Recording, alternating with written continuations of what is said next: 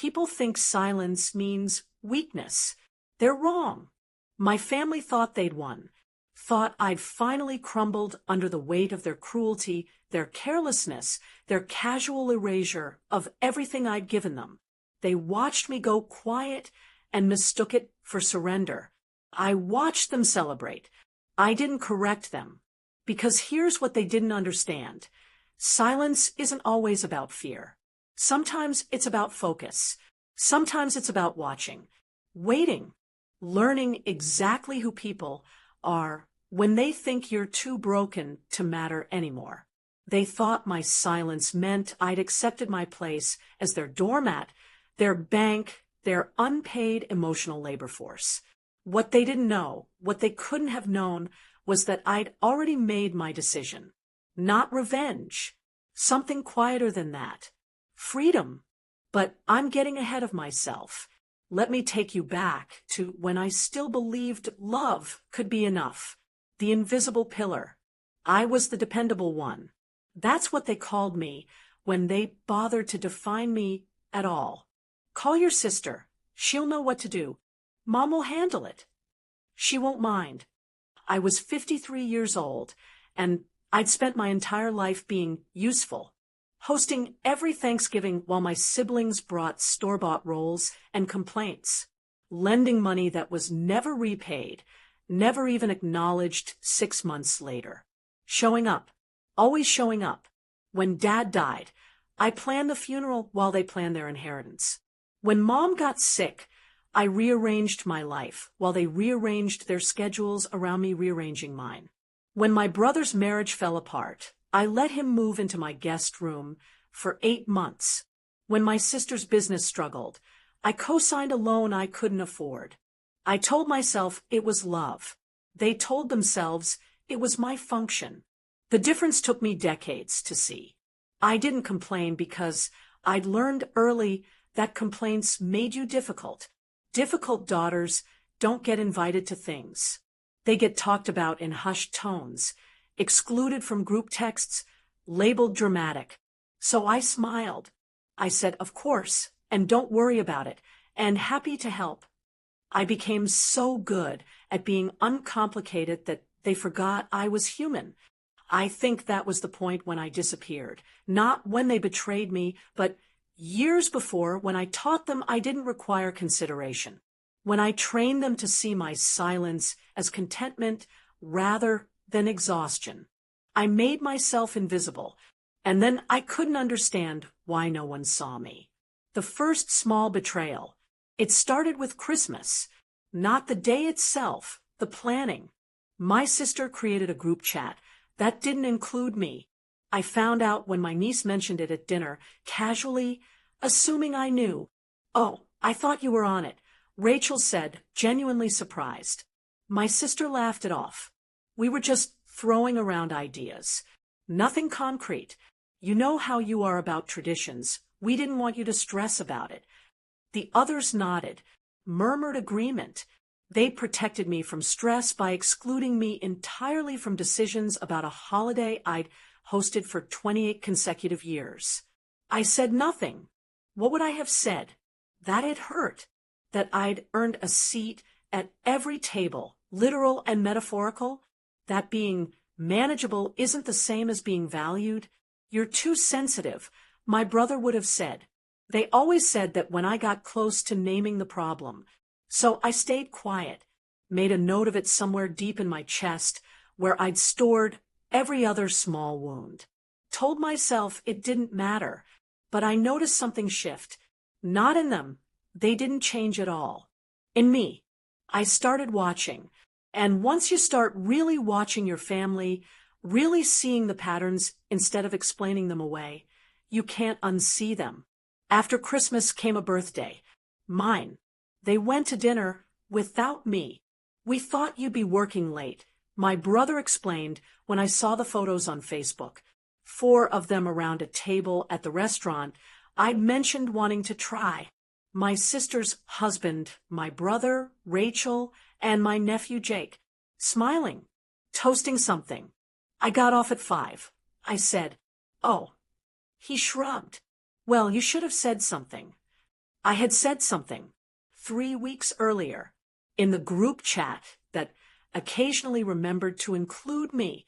Next was Easter. I cooked for 14 people. My sister brought her famous lemon bars, the recipe I'd given her, which she'd somehow convinced everyone was a family secret she'd discovered. When my aunt complimented them, my sister didn't correct the assumption, just smiled and said, "I'm so glad you like them." I was standing right there. No one looked at me. Then there was money. There was always money. My nephew needed help with college expenses. Just a couple thousand. My brother said, "He's really struggling." I wrote the check. Jake never thanked me. When he graduated, his speech thanked his father for sacrificing everything to put him through school. I'd given $12,000 over 3 years. I wasn't mentioned. Each time I swallowed it. Each time I told myself the same thing. This isn't worth a fight. Family is family. They don't mean it. I'm reading too much into it. But I was reading exactly the right amount into it. They'd learned I would tolerate anything, so they kept testing how much anything could hold. Somewhere along the way, they started speaking for me. Mom won't mind watching the dog. She's not really into big crowds anyway. You know how she is about money. She doesn't need it like we do. I'd become a character in their story, not a person in my own life. When I occasionally pushed back, gently, carefully, they reframed it instantly. "Why are you being so negative?" my sister asked when I said I couldn't host Thanksgiving that year. I just had surgery. Minor, but recovery was real. I'm not being negative. I'm recovering from. "You always do this," my brother interrupted. "Make everything about you." I stared at him. I'd made nothing about me for 30 years. But that's how it works. When you're useful, your needs are inconvenient. When you're invisible, your voice is disruptive. They'd built an entire family ecosystem that required my silence to function. Any deviation looked like sabotage. "You're being dramatic," my sister said when I mentioned feeling excluded. "You're imagining things," my brother said when I pointed out a pattern. "You're too sensitive," they all said when I named the hurt. And the most insidious part, I started to believe them. Maybe I was making too much of small things. Maybe I was inventing slights where none existed. Maybe I was the problem, too needy, too emotional, too hungry for appreciation. So I went quieter. That's what they wanted, after all. The useful version of me, without the complicated human parts. It happened on a Tuesday. I wasn't supposed to be home. I'd left my phone and doubled back to grab it before a work meeting. That's when I heard them, my sister and brother, on a video call in my living room. My brother had stopped by to borrow my garage for storage. Again, I stood in the hallway, out of sight.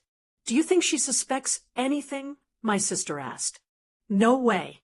You know how she is. She'll go along with whatever we decide." I almost feel bad. "Don't. She's got no kids, no mortgage anymore. It's not like she needs it. We have actual families to support." They were talking about Mom's house. Mom had died 8 months earlier. The will was clear. The house would be sold and split 3 ways. But they'd been pressuring me for weeks to just sign it over to them, let them rent it out, manage it, keep the income. For the family, they'd said. I'd been hesitating, not refusing, just hesitating, asking questions about the arrangement, wanting things in writing.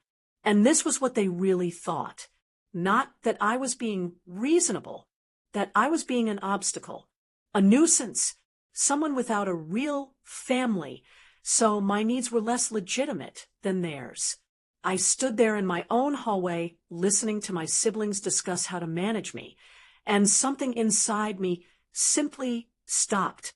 Not broke, stopped, like a machine that's been running too long finally powering down. I didn't feel angry. I didn't feel hurt. I felt clear. They didn't see me as family.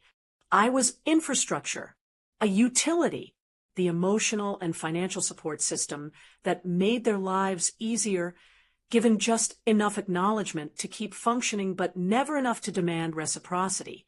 I was the family appliance, and appliances don't get a say in how they're used.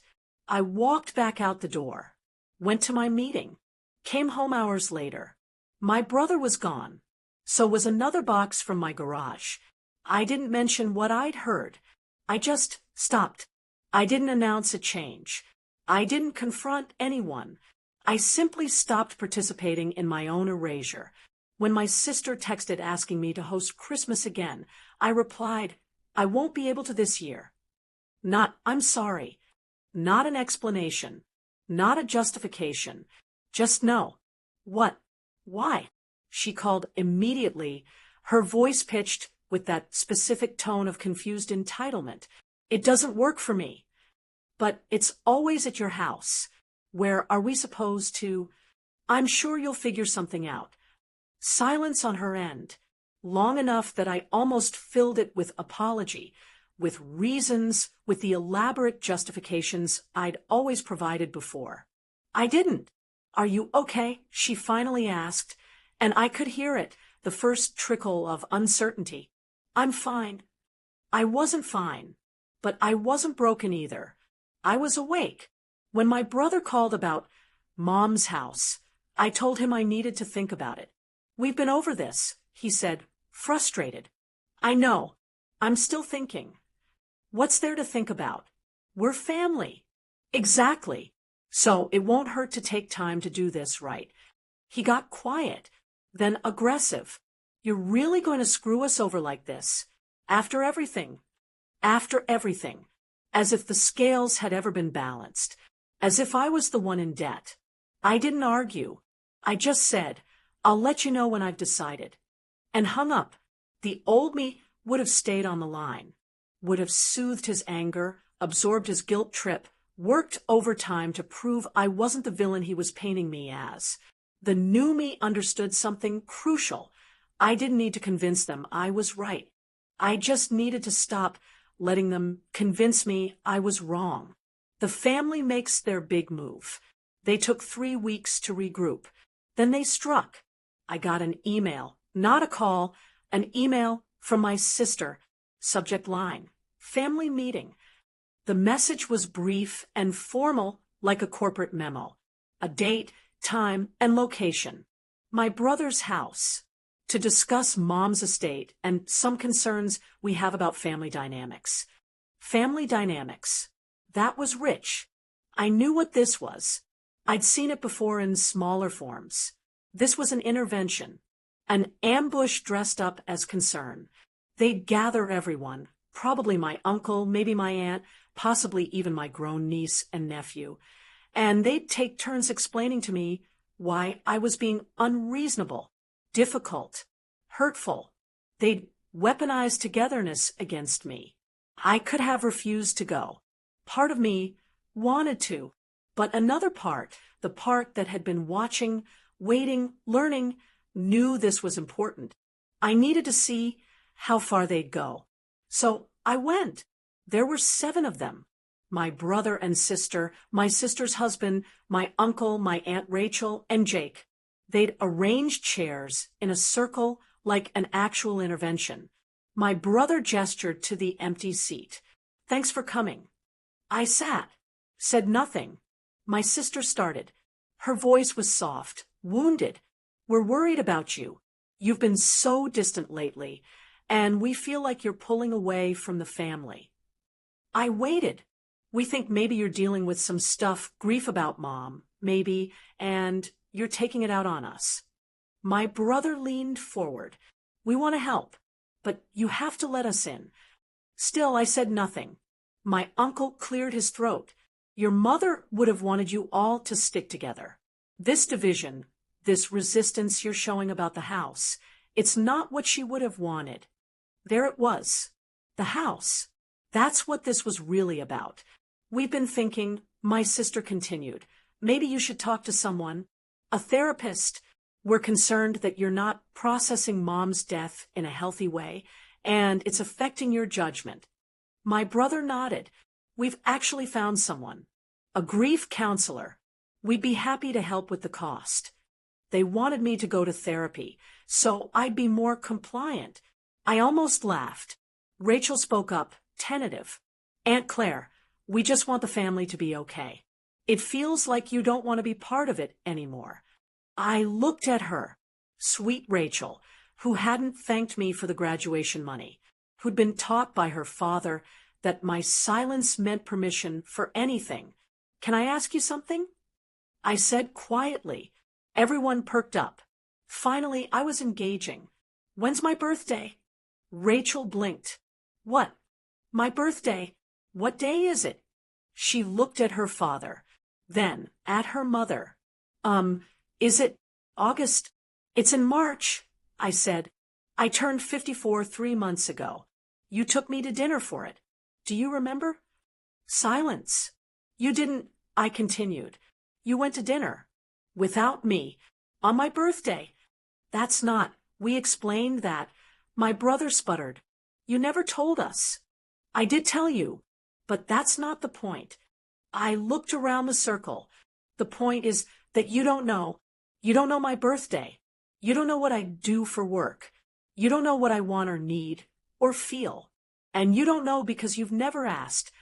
"That's not fair," my sister said. "You're twisting." "I'm not twisting anything. I'm just stating facts. And here's another fact. I'm not signing over Mom's house." The room went cold. "The will says three-way split," I continued. "That's what we're doing. We'll sell it and divide the proceeds equally. If you want to buy my share, we can discuss that. But I'm not gifting you my inheritance, so you can rent it out and keep the profit." "This is exactly what we're talking about," my brother said, his voice rising.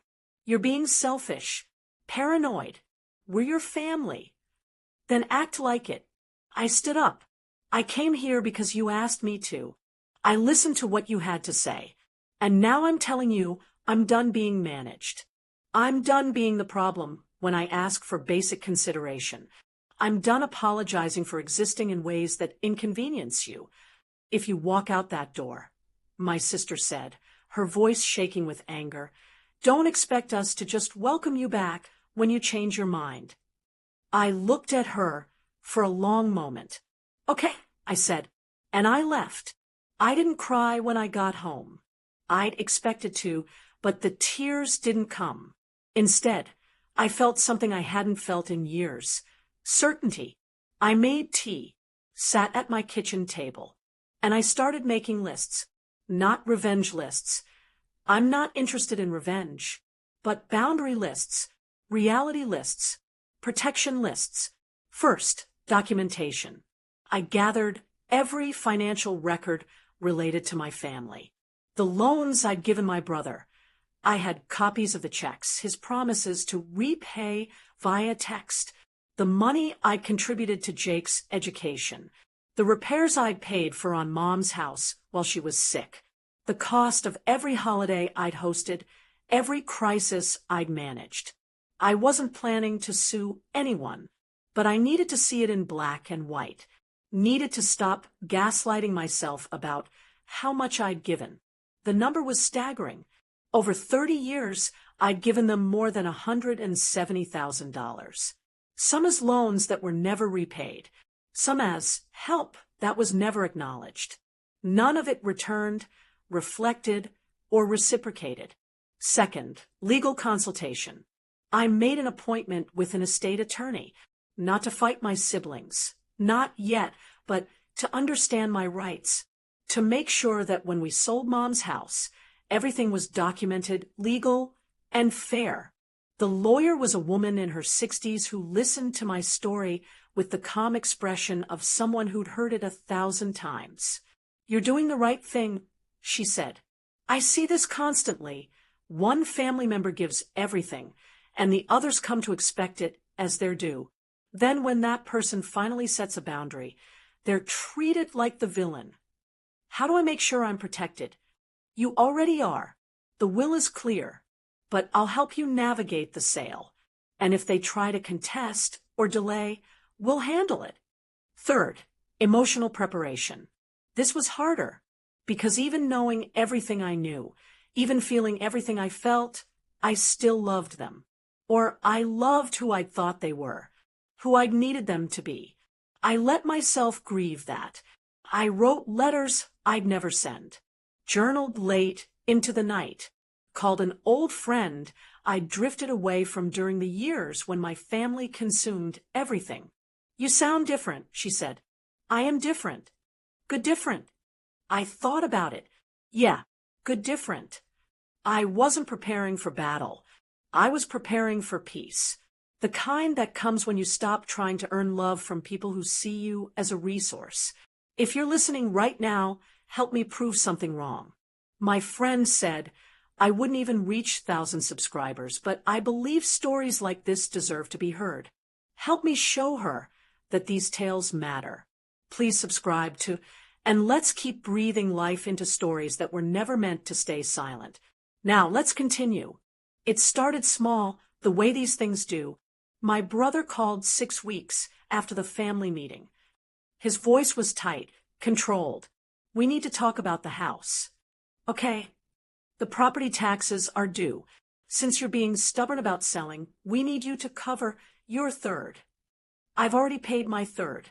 I paid it in September, before Mom died." Silence. "That was for last year." "No," I said calmly. "That was for this year. The bill came early because of the estate transition. I paid it. Check the county records." More silence. Then, "Well, there are other expenses. Maintenance. The lawn service. Send me the bills, and I'll pay my share." "We shouldn't have to chase you down for—" "You're not chasing me. I'm telling you to send the bills. I'll pay exactly 1/3 of legitimate estate expenses. But I need documentation. This is ridiculous. We've always just handled things. You've always just handled things. I've always just paid. That's changing." He hung up. I learned later, much later, that they'd been planning to roll the property taxes and expenses into their rental scheme. They'd expected me to either pay everything while they kept the profit, or to feel guilty enough to just sign over my share. They hadn't expected me to start asking for receipts. Truth surfaces naturally. The estate sale took 4 months to finalize. During that time, my siblings did everything they could to complicate it. They delayed responding to the realtor. They refused to clear out their storage from the garage. They told extended family I was forcing them to sell Mom's house, as if the will hadn't explicitly stated that's exactly what should happen. But the legal system doesn't care about family politics. It cares about documentation. And I had all of it. When we finally closed, I got my check. So did they. The split was exactly even down to the cent. My brother stared at his check like it had personally insulted him. "This is really what you wanted?" he asked. "To tear apart the family over money?" I didn't tear anything apart. I just stopped holding it together alone. That's when other things started surfacing. My aunt called me confused. "Did you really borrow money from your brother?" "No." "Why?" "He told me you owed him $20,000, that you'd borrowed it years ago and never paid it back." I felt my jaw tighten. I've never borrowed money from him in my life. I've loaned him money he never repaid. That's what I thought. But he was so convincing. He was rewriting history. They all were, telling anyone who would listen that I was the selfish one, the difficult one, the one who'd abandoned the family in their time of need. But here's the thing about lies. They have to be consistent. And when you're lying about someone who's been silent for decades, you don't know what they might suddenly have receipts for. My nephew Jake posted on social media a long, vague thread about family members who only care about money and disappointing the people who raised you. One of my old friends saw it and sent me a screenshot. "Is this about you?" "Probably." Are you okay? Yeah, I'm okay. And I was, because Jake's thread caught the attention of his girlfriend, who knew me from years of holiday dinners. She commented, "Wait, are you talking about Aunt Claire? The one who paid for half your college." Jake deleted the thread within an hour. But screenshots live forever. It took them 6 months to understand what had happened. 6 months of me not calling, not showing up, not offering help, not smoothing things over. 6 months of them having to actually coordinate their own holidays, manage their own crises, function without their built-in support system. My sister tried first. She called on a random Tuesday afternoon. Her voice was different, smaller, uncertain. "Hey, I was just calling to say hi. Hi. How are you?" "I'm good. You?" "Good. Fine. Just busy. The kids, work." "Yeah." Silence stretched between us. I didn't fill it. "Listen," she finally said. "I think maybe we overreacted. About the house thing. It's just money is tight, and we thought maybe you thought I'd just give you mine. It's not like that." "What's it like then?" More silence. "I miss you," she said, and her voice cracked. "I miss having you around. You miss what I did for you. That's different. That's not fair. Neither is 30 years of taking me for granted." She was crying now. Real tears, the kind that make people's breathing jagged. "I'm sorry. We're sorry. Can we start over?" "We can't start over, but we can start differently." "What does that mean?" "It means I'm not your on-call crisis manager anymore. I'm not your bank. I'm not your free therapy or your free labor. If you want me in your life, it's as an equal, someone whose needs matter as much as yours. Someone who gets asked, not told. Someone who's allowed to say no." "Okay," she said quickly. "Okay, yes. That's what I want too. Then we'll see."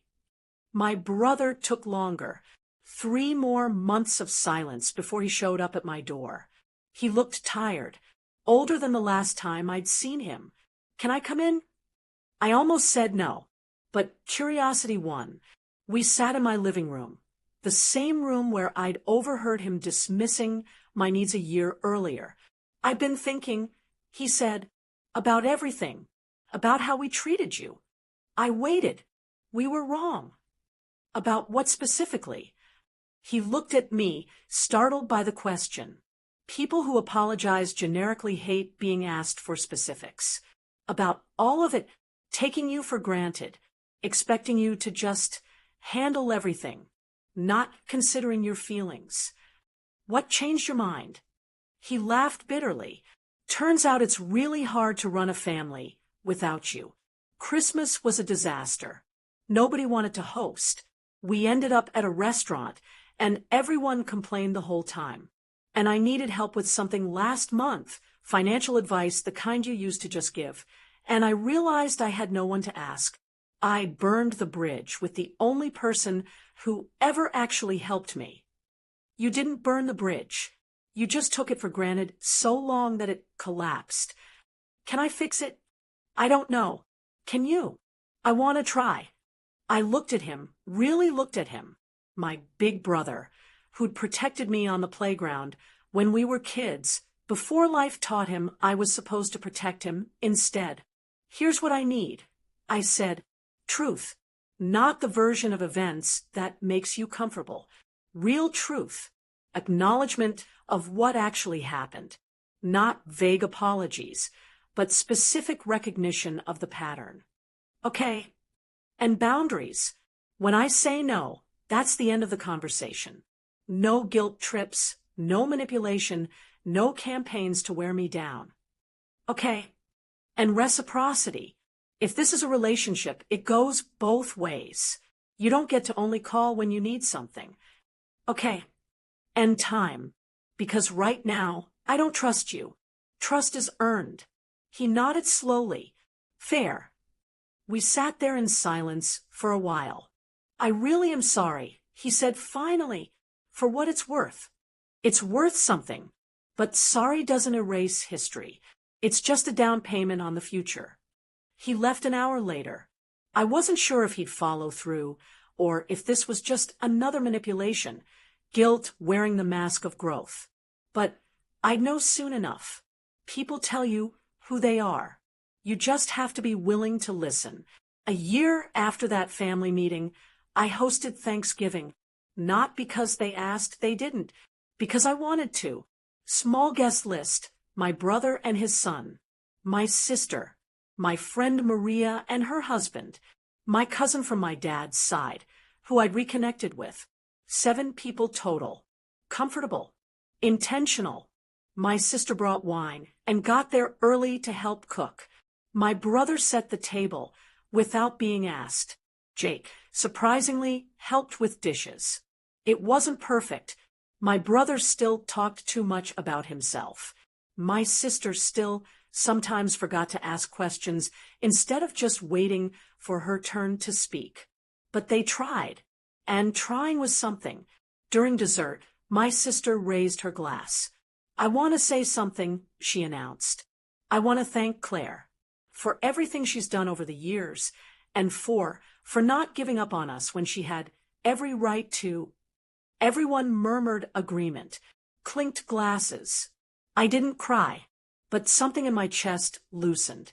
Afterward, as people were leaving, Jake pulled me aside. "I'm sorry," he said quietly, "for that post, and for not thanking you, for college, for everything. You're welcome." I didn't understand back then. How much you did, how much any of it cost. You were young. Old enough to be grateful. I'm working on it now. Being better. I hugged him. That's all any of us can do. The holidays that followed were different. Smaller, quieter, more honest. I said no more than I said yes. I let them struggle. Sometimes, instead of swooping in to fix things, I stopped making myself smaller so they could feel bigger.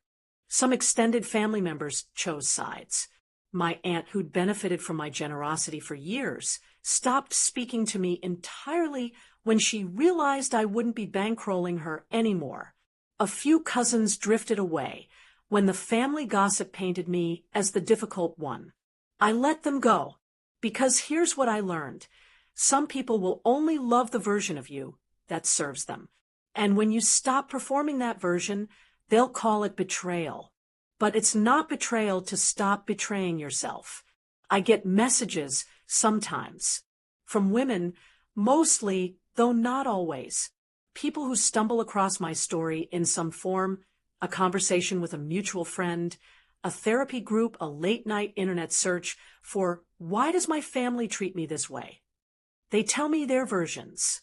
The sister who always hosts, the brother who always pays, the daughter who always sacrifices, the parent who gives everything and receives criticism in return. They ask me how I did it, how I walked away, how I stayed strong. And I tell them the truth. I wasn't strong. I was tired. Strength would have been setting boundaries decades earlier. Strength would have been demanding reciprocity before resentment calcified into my bones. Strength would have been believing I deserved better before I had to prove it to myself. What I had wasn't strength. It was just clarity, the kind that comes when you've finally seen something clearly enough that you can't unsee it. My family didn't destroy me, but they tried to erase me, one small accommodation at a time, one boundary violation at a time, until I was supposed to disappear entirely into their needs. The thing they never understood is that silence isn't always surrender. Sometimes it's observation. Sometimes it's decision. Sometimes it's the moment before someone who's been invisible for too long finally steps into the light and says, "I'm still here. I've always been here. You just stopped looking." I don't celebrate what happened. There's no joy in realizing the people you loved saw you as a function rather than a person. But there is peace in finally putting yourself first, in understanding that you don't owe anyone access to you, not even family. especially not family who weaponizes that word to keep you compliant. People think silence means weakness. They're wrong. Silence is a choice. My silence was a choice. And when I finally spoke, not with words, but with boundaries, with distance, with the simple revolutionary act of considering my own needs, they called it cruelty. But it wasn't cruel. It was just unfamiliar. For the first time in my life, I wasn't negotiating my worth or apologizing for taking up space. I was just being, existing as a whole person with needs and wants and limits. And if that made me difficult, good. I'd rather be difficult than disappeared. I'm 56 now. I live alone, and I like it. I have a small circle of friends who call just to talk, not just when they need something. I volunteer at a women's shelter on weekends. I travel. I garden. I exist in the quiet, steady way I always wanted to but couldn't when I was too busy holding up everyone else's world.